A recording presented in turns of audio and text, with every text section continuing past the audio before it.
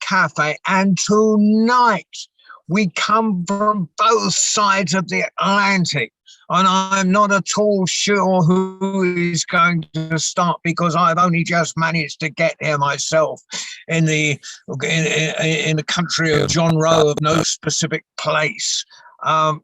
So we have, for our edification, education, and general entertainment, the magnificent Bubba C and the equally magnificent Baden Prince in all their glory and magnificence.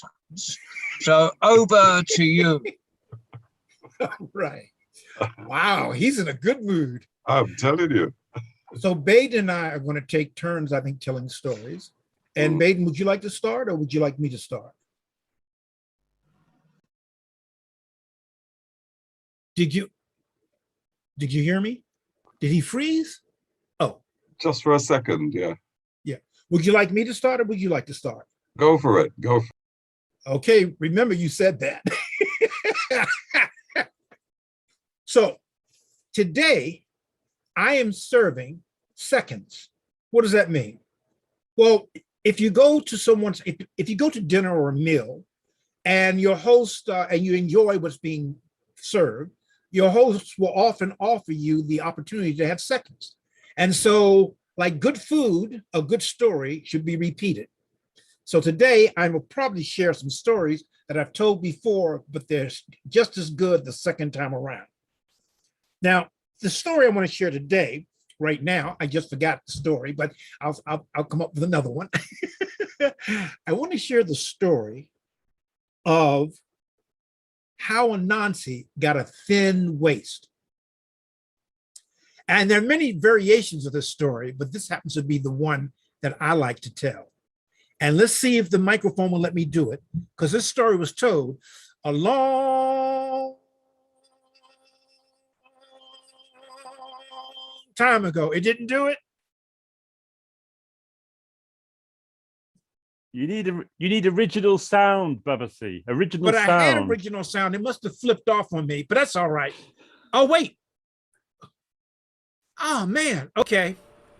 Now it's on. Let me try this again. Take two. A long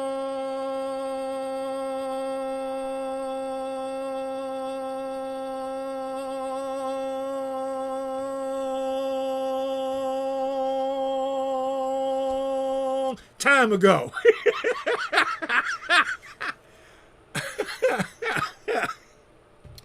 You see, a long time ago. But you know, there are three things that Anansi loves to do. He loves to eat, he loves to eat, he loves to eat, and he loves to eat some more. Yes, I know I did that. Three things he loves to do. He loves to eat, he loves to eat, he loves to eat, he loves to eat some more. And occasionally have a glass of wine with his meal. Well, if Anansi wasn't eating, it's just because he just finished eating or he was about to eat. But he loved to eat. But him very lazy fella. He's always trying to get food without having to cook it, grow it, or buy it, or prepare it. Well, one day he discovered that the village to his east was having a big festival and they were serving food. So he decided he would go to the village in the east, and enjoy the food. But just as he was getting ready to go, he heard that the village to the west was also having a festival, and they were serving lots and lots of food, and he wanted to go. He wanted to eat. And it was not enough for him to eat at one festival. He had to eat at both festivals. So he called his sons to him, and he gave them rope. And he tied the rope around his middle, and he tied the other rope around his middle, and he told his sons, told one son, you go to the east, you go to the west. When the Kijiji, the village to the east, starts the feast, pull on the rope. You know, Mike has too much free time on his hands. He's scaring me with all the props he has. Back to the story. He said, when the people in the east are ready to eat, you pull on the rope. I come to the village to the east and I will eat. Then he turned to his other son. He said, when the people in the village in the Kijiji to the west are ready to eat, you pull on the rope. I'll come there and I will eat.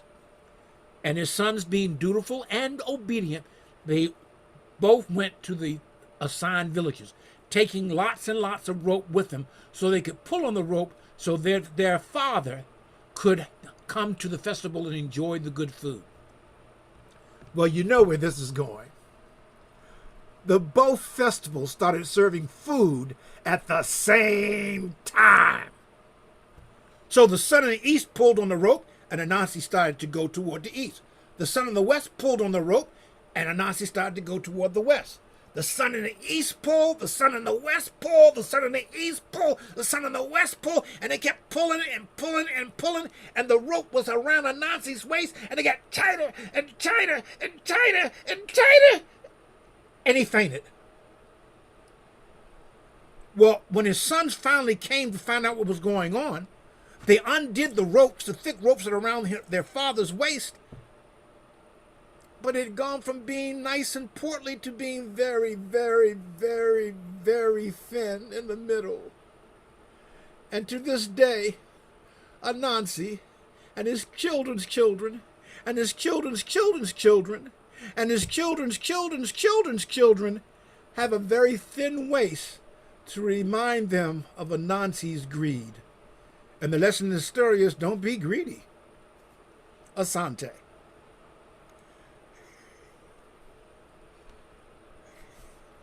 Did I lose my partner? Okay. Thank you, Louie. Hey, Shane. I guess I'll have to tell another story until Baden comes back. I hope he's all right. I'm here, but I've lost my camera. Yeah, you know, the same thing happened to me a moment. I got kicked out. I think Mike did that. I got kicked out of the... No, you didn't do that, Mike. No. So you lost your camera, but you're still a great teller. There you are. I found the icon for the camera. Yes. This is one of those stories. You put me in the mood for an Anansi story. And this is one of those stories about Anansi where, well, let's just say it doesn't quite go to plan. Huh? So Anansi's going along one day and he's watching all the people in the marketplace and they're gossiping and chattering, talking one another's business. I'm telling you, it was as bad as being in Colchester or anywhere in Essex for that matter. Those people up in Essex, geez. Anyhow. And they're all gossiping and they're all chit-chatting and the lavish is going on and the memelipi and and Anansi gets an idea because you see, round about this time, things were tough for Anansi. He wasn't doing as well as he had been previously. So he went for a walk out in the wild and he looked up in the sky and he decided to have a talk with Father God. Father God, he said, I've been watching those people in the town. I've been watching them gather in the marketplace and I've been watching them chatting one another, gossiping, tattling, telling tales. And, you know, I think you kind of sleep on the job.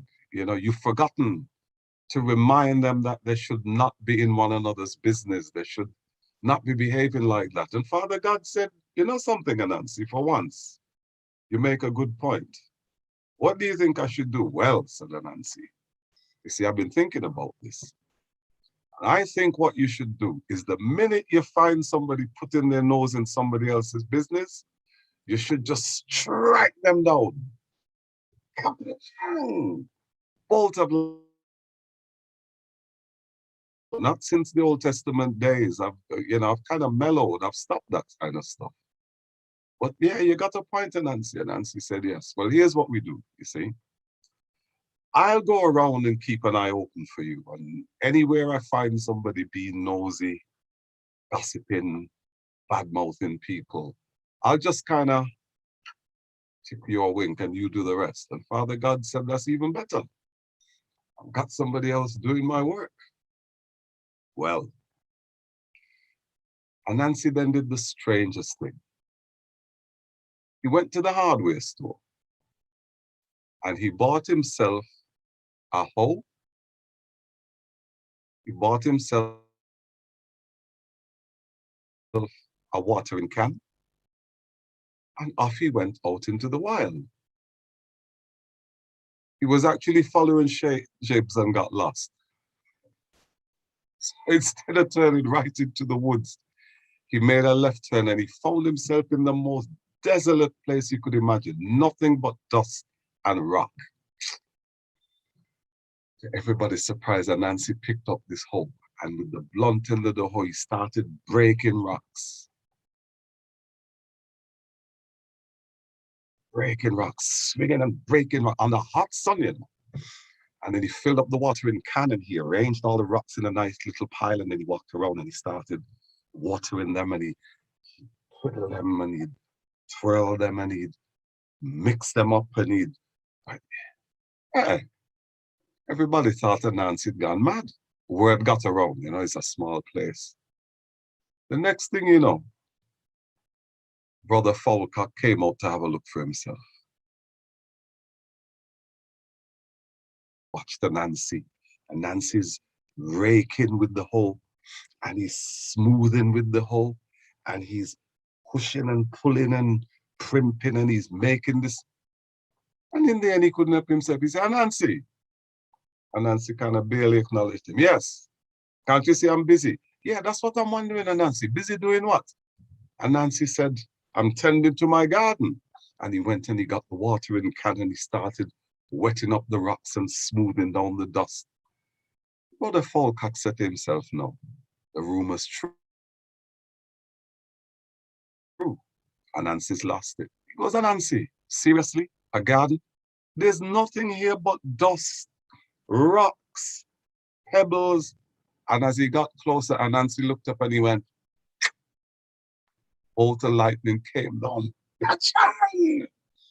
Falcock dropped down dead. Now, Falcock was a big, tough, full-breasted, big-tide fella. And I'm telling you, when Nancy took him home and plucked him and boiled him and stewed him down, man, and Nancy ate like a king for about a week. Soon, food was gone. We all know how Nancy can eat. Time to go back out to his garden. And Nancy went out with the hoe over one shoulder and a rake over the other shoulder. And he's raking up the rocks and he's smoothing down the pebbles and he's planting the little. Brother Goat comes along.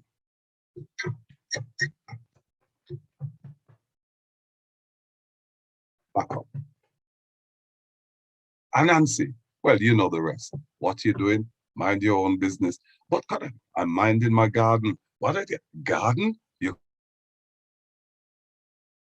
crazy? And of course, Brother Goat is getting closer and closer as he gets close to Nancy, and Nancy goes, Achang! And so it goes on. And over the course of the next couple of weeks, the animals are disappearing one by one, two by two, and then Nancy getting fat in the middle of hard times. So people start to say, no, there's something going on. No, there was one fellow who didn't fall for this. And that was Brother Buzzard. And Brother Buzzard looked around and he said to himself, no, something funny is going on here. So off he went. Behave yourself, guys. Off he went out into the wilderness. And he stood a distance away and he observed the Nancy and the shenanigans. And he said, I know exactly what's going on here, man. And one went back into town and he borrowed a horse. Big, fine, magnificent beast. And he went to the hardware shop and he bought the finest saddle he could get. Y'all saw blazing saddles?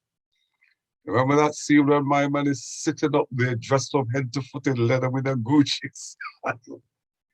Nothing on Brother Buzzard. And Brother Buzzard rode out there in style.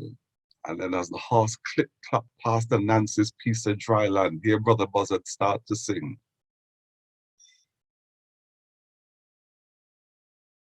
All young boy who a go a barber shop, wear your hair just like me. All young boy, you fi go a barber shop, cut your hair just like me. And then he took out a comb out of his pocket and he started to style and he's singing away and he's preening away. All young boy, you fit go a barber shop. Fix your head just like me. And Nancy turned around and he looked. Because as we know, Brother Buzzard is bald like me or worse. And how he came that well, that's another story for another time. Not today, definitely. And Nancy turned around and he looked, and he was just about to, and he remembered and he swallowed hard. And he carried on with his raking and his hoeing and his watering and his arranging the borders and making the little pathways in between. And Brother Buzzard rode off back to town. Next day, as soon as the sun came up, man, there was a Nancy back in his garden, fixing up the rocks, raking down the pebbles, arranging the stones. And along comes Brother Buzzard, riding high in the saddle here. All young boy, who fi go a barber shop, fix your hair just like me. And he started to comb. All young boy, who to go a barber shop, fix your hair just like me. And he's making imaginary party in his hair and so on. And Nancy turned on and he goes, Buzzard.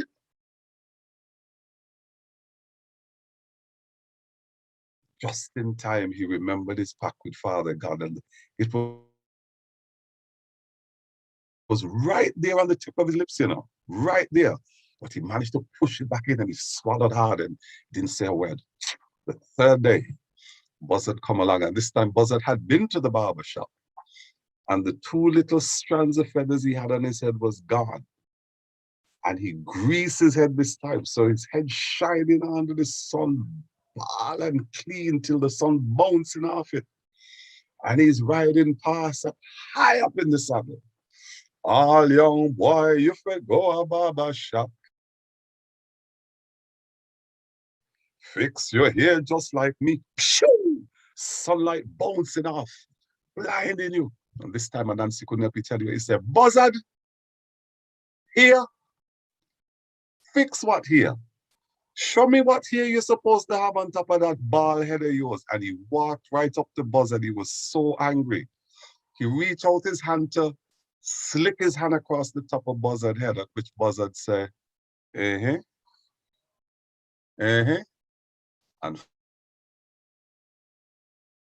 Father God sitting up in heaven said to himself, Nancy, you're the one who made this bargain. And Nancy thought, just too late. And that, ladies and gentlemen, for that time, at least in that story, was the end of our friend, Nancy. Thank you.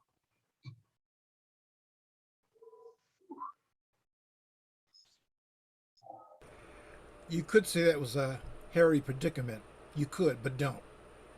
You know, all that talking about barbershops and haircuts and stuff reminds me when someone gave me after I had gone bald, they gave me a comb as a birthday present. I told them, thank you for this comb. I'll never part with it. But that was for the grown-ups. All right. So this story is an Anansi story. You see, a long time ago when the world was young, and so was Mike, and Shane had found his way to wherever he was going, and David had had a second glass of adult beverage, and Simona was wondering where is he going with this story, and John Rowe tuned back in, and Baden Prince was called Prince Baden, is when this story took place. You see, in the village, in the Kijiji where Anansi lived, a very sad thing happened. You see, Anansi was married, and his wife's mother passed away. That was a very sad day. And people were in mourning. And people would often do things like fast for a day or 3 days or you know, and do other things to show their respect to the deceased. And everyone loved Anansi's mother-in-law. Everyone did. But Anansi was not to be outdone. He said, oh, no one loved my mother-in-law more than I. No one loved her more. Not even my wife loved her as much as I loved her. And I hear that people are going to fast for a day or two. And I hear that people are doing all kinds of things out of respect. But I loved her. I loved her. I loved her. I'm going to fast for 30 days. For 30 days, I will take no food in honor and respect of my mother-in-law. Now, when people heard this, they went, who just said that? That couldn't have been Anansi. Not Kwaku. That couldn't have been him. Everyone knows where the three favorite things in the world is to eat, and eat some more. He won't go a day without eating. How's he going to go a month? And Anansi said, that is not your problem. I said I would fast for 30 days. I'm going to fast for 30 days. Leave me be. Now, the first day was a bit of a challenge, but Anansi was able to keep his wits about him. Although people were cooking food in honor of his mother-in-law. The second day, he was a little grumpy, just a little bit, but he could smell all the delicious food being prepared for the festival in honor of his mother-in-law. The third day, he was a mess. Hello, Anansi, how are you? What do you care? Why are you bothering me? Why are you speaking to me? What are you looking at? Go away! The fourth day, even his shadow didn't want to be around him. On the fifth day, he overheard two ladies talking about the fabulous bean stew or bean soup they were going to fix in honor of his mother-in-law. And so they had a great big calabash. And it was huge. Probably in the Western world they would have called it a cauldron. But it was huge. They had this great big cooking pot. And they're adding things to it, and they're sampling it, they're tasting it, they're adding things to it. And it's not quite right. And Anansi smells. He can smell the delicious bean soup being fixed. And almost in a trance, he began to walk toward the big cauldron where the two ladies were stirring and adding and stirring and adding.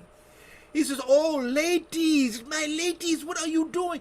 We're fixing bean stew in honor of Akua's mother's passing. But it doesn't quite taste right. There's something missing. He says, you know, now that you mentioned it, I know where there are some herbs that would go marvelously in your stew. I can tell you where they are. Oh, but Anansi, we can't leave the stew. We have to keep stirring it until it's ready. He says, I will stir the stew for you. Oh, no. We could not ask you to do that. You're fasting for 30 days, and we could not tempt you this way. I said, excuse me, ladies. I know where the herbs are. I will tell you where the herbs are. You go and I will stir. Do not worry about me. I love my mother-in-law so much. I will not break my fast for anyone under any conditions. So now go. And he told the ladies where the herbs were, and they left. And there he was stirring and stirring and smelling and smelling and stirring. Oh, man, his stomach started to grumble. And his shadow said, no. I know you didn't know shadows could talk. And he was stirring. So he looked to his left. He looked to his right. He put an ear out and made sure no one was around. And he said to himself, well, surely one little spoonful won't hurt. I mean, after all, they have to know how to season it. Just one little spoonful. And so he had a spoonful. He said, I think I need to have another spoonful. And so he had another spoonful. Now, the spoon I'm talking about was what we might call a ladle or a ladle. And it was a big spoon. And just as he was getting ready to taste his third spoon of bean soup, he heard the ladies returning. He didn't know what to do. He didn't want to be caught not honoring and keeping his promise. So very quickly, he took the ladle of soup and he stuck it under his kufi and put his kufi down. And just then the lady said, oh, Anansi, we found the herbs. If they taste as good as they smell, yes, this bean soup will be wonderful. He said, well, I'm glad I'm glad that you found them, ladies. I'm glad. Anansi, what's wrong with you? Because Anansi began to jump up and down because the beans under his kufi were hot and were burning his head. He said, "Oh, no, no, no, no. I'm just so happy that you got this. And I'm just so happy that we're honoring Akua's mother in this way. I just got happy. I'm starting to I'm doing the dance. That's right. I'm doing the bean dance. I'm doing the bean dance. Yeah, that's what I'm doing. That's what I'm doing. Oh, well, let us join you." And they started joining him. They were doing the bean dance too. And the beans are burning his head. And finally he said, "Ah!" and took off his crown. The beans had burned off all of his hair.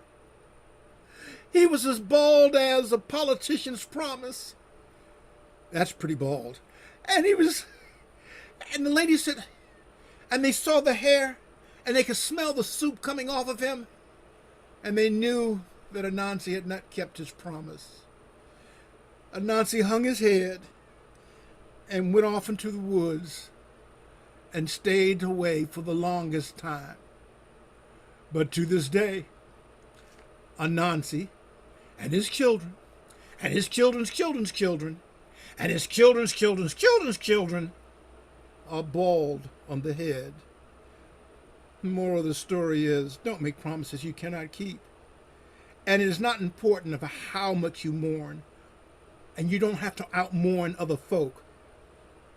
Best you can do for the deceased is what you can do for the living, and that is respect. Give them respect. Asante. You know, when I did this story at school where I had on a wig. This is before my beard turned all white. I had on a little modest gray and white, gray and black Afro wig, and I told the story. And I had a great big crown. And at the end of the story, I pulled off the crown and the wig, and the kids freaked out. They freaked out. Love it. It took them a moment to calm down. I said, "No, no, no, no, no.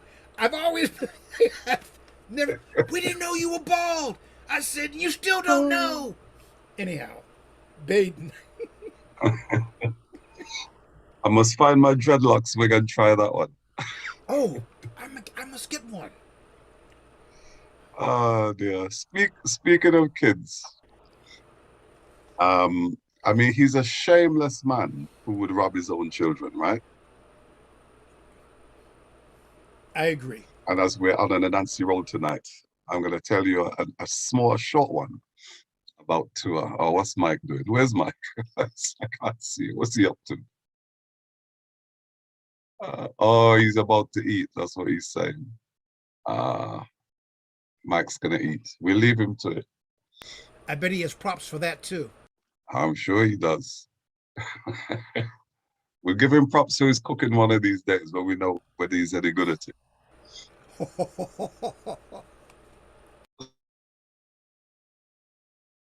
So it had been a busy summer.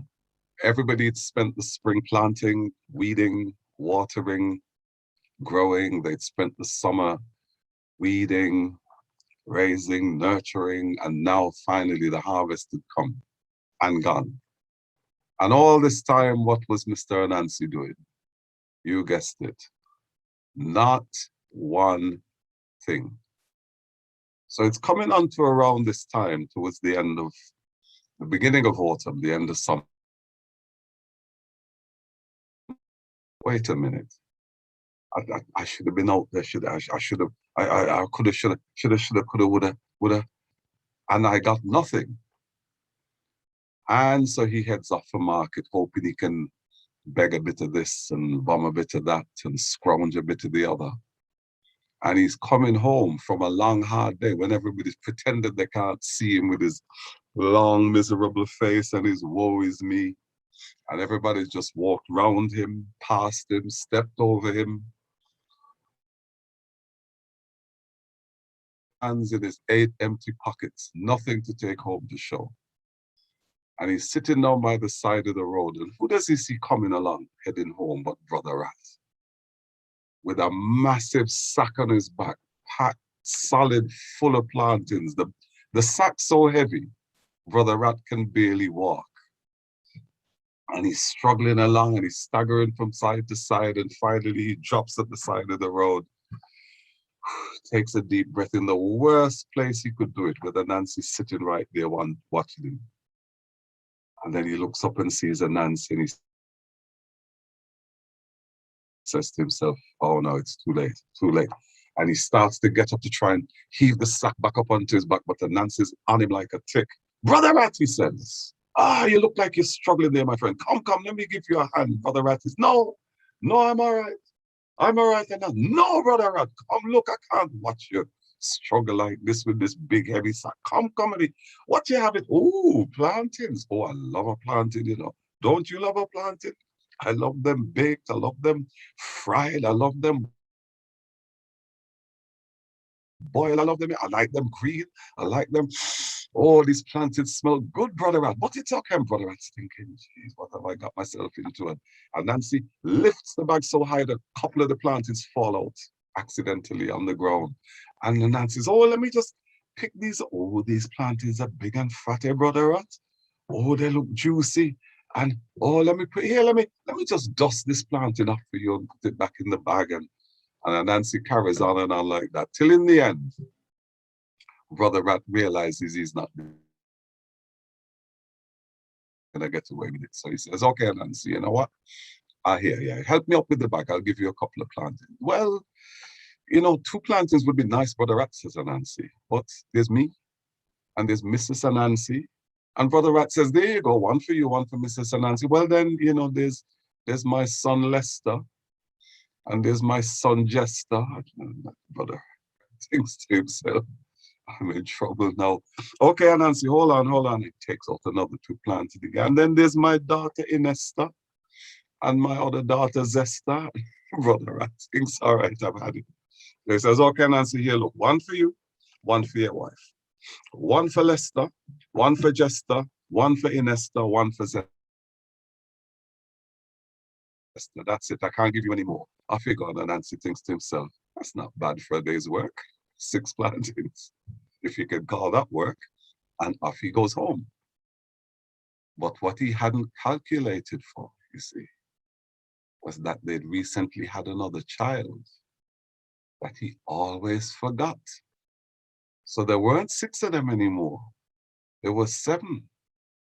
There was him, his wife, there was Lester, Jester, Inesta, Zesta, and Nancy Jr. And he always forgot Nancy Jr. So when he went home with the 6 plantains, and the wife was glad, and she took them off him, and she said, oh, let me just get this fire going, and let me get the skillet out. And she started to cook, and Nancy started cooking, and he thinking, oh Lord, what have I done? And when the plantains were roasted and ready, and the skins had split, y'all ever roast plantain? You must roast plantain, man. Next time you make a fire, roast plantain, and when the plantain's ready and the skin splits and that lovely orangey gold starts coming out, and because of the heat and the fire, and it blisters, you see, a little bit of syrup comes out from, oh, delicious. And Nancy's sitting licking his lips, and his wife dishes up, and she starts with Junior, then Zesta, then Inesta, then Jester, then Lester, and then she serves for herself, and there's one short. There's no food for Nancy. And she says, husband, I seem to have made it. No, and he said, no, Nancy. And Nancy immediately turned martyr. He said, no, you know, as long as I know my family have food, I'm all right. You go ahead and eat, don't worry about me. I'll scrape together a little something. And they all sat down. They said, but Daddy, she said, husband, I can't do that to you. The little one, Junior, said, no, Daddy, no, I can't do that to you. You know what, Daddy, here? And he took his plantain and he cut it in half. And he passed half his plantain across the table. And he said, here, Daddy, have half of mine. And would you believe it? Zesta did exactly the same thing. She cut her plantain in half and passed it across. A good one for if you're doing maths. And then Esther cut her plantain in half and passed it across the table. And at this point, you'd start saying, so how much is that? And then just to cut his plantain in half and pass half across the table. And how many is that? And Lester cut his plantain in half and pass piece of his across the table. And how many pieces is that? And then his wife cut hers in half and passed it across. And do you know, at the end of the day, everybody had half a plantain to eat, except a Nancy. And a Nancy, as usual, ended up with more than everybody else. And that's a Nancy for you. Whoa. Baden. I love that story. Now we all hungry. Now we were, I'm gonna light a fire in the middle of this car park, get the skillet going. I'm not sure Morrison's and Beccles does plantains, but whoa, it's been a fantastic night. It's just fantastic. Glad to see you better, Baden. Yep. Good to see you back again, Louis. Good to be here. Louis on the way to swim. Yeah, well, we mustn't hold Louis up anymore because swimming is important. Undoubtedly, I have a tiger in a Nazi story we might do some other time, which is Tiger in the Watering Hole when he nicks the stew and all the kind of Nazi stuff that happens. But right now we don't want a Nazi swimming or tiger swimming. We want Louis swimming. So it's been a great moment. We're going to expect you. Yeah, what was that? At 7 o'clock. Okay. So you're all right. You've got 15 minutes to get there. You're fine. John. Yeah. John. Yeah. I'm in Oakham for swimming at 7 o'clock. You're swimming at 7 o'clock. After 1. It's fantastic. After this whole night, but I've been waiting. And brilliant. Waiting. Brilliant.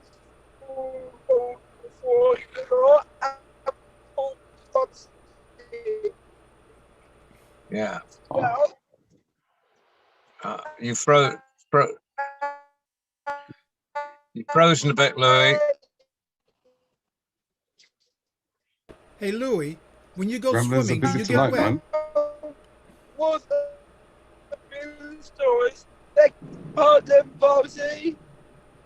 When you go swimming, do you get wet? Stop saying. Look, just take no notice of Baba C. You know what Baba C is like, Louis. Hey, Louis. He's breaking up.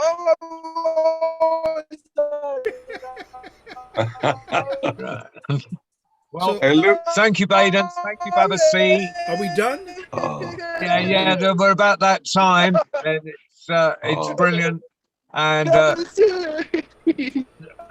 adults and anyone else, we expect to see you Sunday for the worldwide story rounds. Throwing a story. Shane, stopping to your living.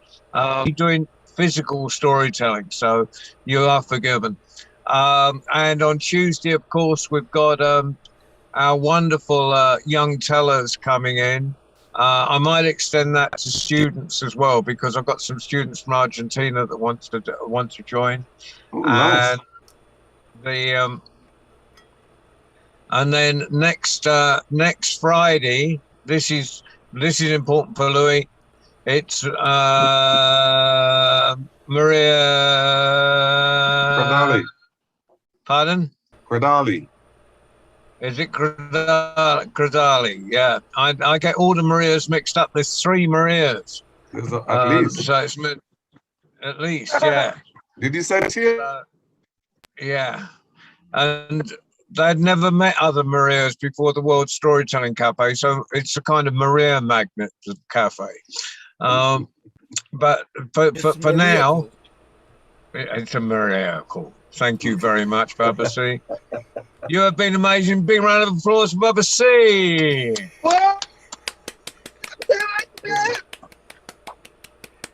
Big battle of applause, Baden Prince, and we're relieved to have him back in one piece. And Baden, I'll probably see you in a week's time, and Shane in a week's time in Poisson. Are you coming up to the festival, Baden? Yeah. My isolation ends on Monday. Yeah, I didn't know that's you'd cool. been poorly. Didn't know you'd been And poorly, then- Baden. Yeah. The dreaded C19. But it's Sorry. been thanks to the jab without getting into the whole debate. It's been no worse than having a cold. Oh, it's good to hear. Fantastic. I might sound a little bit bunged up, but literally. I've just got to show Hey, you all this fantastic. Oh, look at that. Oh, It's a VW German. They're German there. That was fantastic. nice. I've also got to show you my new. I'm going to get out and show off my new camper. That's Oh, you got it cool. sorted now, your camper. Yeah, I picked it up. I'm on. That's what. So. Oh, look at that. Oh, go faster stripes too. Lardy. Oh, Very nice. All right. Hey, Yeah. good stuff. it's a bit smart for me. So It is. I don't It let's is. never film me. Okay. Hey, John, before we lose him, can we have a big round of applause for Louis? Yeah, Yay. man. King Louis. Wow. Good night, and we'll see you on Sunday. Yeah. Okay. Can I just say that on Monday in my project I'm meeting Of course, let's have a Harry. round of applause for Louis. Stop it, guys! Stop it! Without Louis, there is no Friday. Stop it! Mother City, stop it! Oh, bless. It's all gone a bit mad. Oops. What were you saying, Oh. David? Me I too. was just going to say Monday morning, 11 a.m. Part of my project, the Around the World in Right. 88 Tales. Before Come in we here. start, I'm leaving, but Come I in- can't stand this madness. Good night, John's bad, everyone. man. What is going on? John's got terrible reception. Terrible reception. Just finish off what I was saying. Keep breaking up. Who are we hearing this week? All right, John, be quiet for a minute, forget John. it. Forget it. No, David. Round the world in 88 stories, Monday with whom? Monday, 11 a.m. Laxman. No, Dave, who's on Monday? Give him a chance, John, and he'll get there. It's going to be fantastic. It's going to be amazing. It's Laxman Gunawali, a great storyteller from Nepal, and Harry Kucha, who you haven't heard before, wonderful storyteller from Cameroon. So check out 11 a.m. Monday UK time. It's going to be great. I'm going to be in the museum beside the elephant and the giraffe, and I hope they don't kick me while I'm telling. Okay, 11 a.m. That's a messed up time, but we can try. It's going to be next to the elephant. So you'll be traveling around the world and you'll have a trunk. Oh. Oh, and on that, That was good. That was good. night, everybody. I think It was so. nice. Good night, Hi, guys. Tom. Good to Yeah, see everybody. you you, Mike. Good I'm to going see to you, go have an Shane. adult Hey, guys. beverage. All right, Babasi. Good one as ever. Thanks, Hey, Babasi. hey, Thanks, Baden always Prince. an All. honor. Take care, David. Simona, thank you for joining us. Shane, as always. Nice one. Mike, Hey, Louis. well, you know. Hey, Louis, Yes, We may have- Bubsy? Baden was saying something to you. I was going to tell you, listen, I used to swim, you know, and I'm such a good swimmer. When I swim, fish do like this. See, before they turn us off, I used to ask my kids every summer at the program I did, if I would tell them if you can get in the water without getting wet, I'll give you $10. You can't wear a wetsuit. And this went on for years. And then one day, a young man stuck his head in my office and said, "Baba C, are you still offering the $10 for getting in the water without getting wet?" I said, "Yes." He said, "I'll be right back." So he came back with a huge piece of construction paper. He drew this great big circle, and on outside of the circle, he wrote "in the water." and then he stepped into the circle. But he wouldn't take the $10.